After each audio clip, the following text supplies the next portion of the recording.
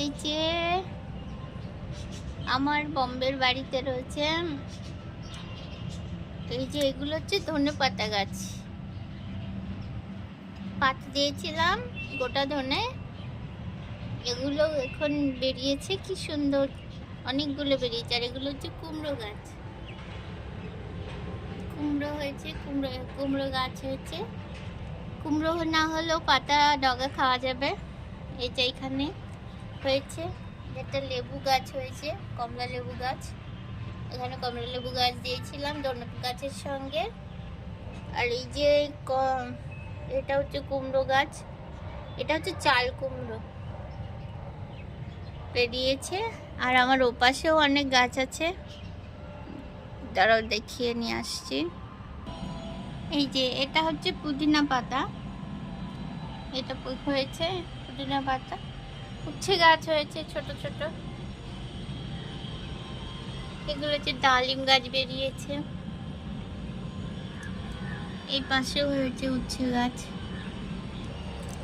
এই যে এখানে আছে অ্যালোভেরা গাছ, এই জায়গাটা অ্যালোভেরা গাছ হয়েছে। ছোট্ট একটা পেঁপে গাছ বেরিয়েছে।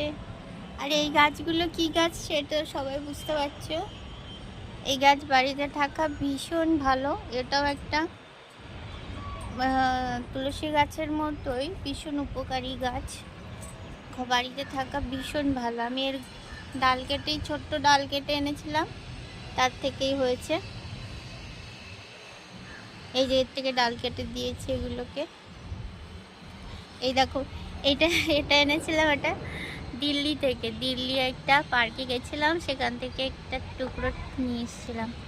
এখন ছোট ছোট আস্তে আস্তে বাড়ছে।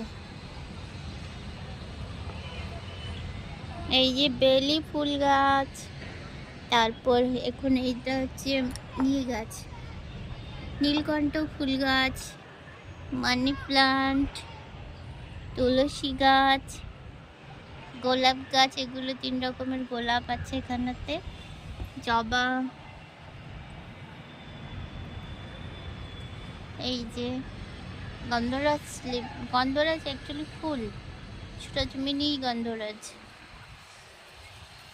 যে বাঁশ গাছ, বাম্বু প্লান্ট আছে।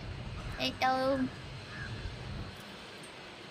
থ্যাংক ইউ দেখার জন্য। দেখো আমরা কত উপর থেকে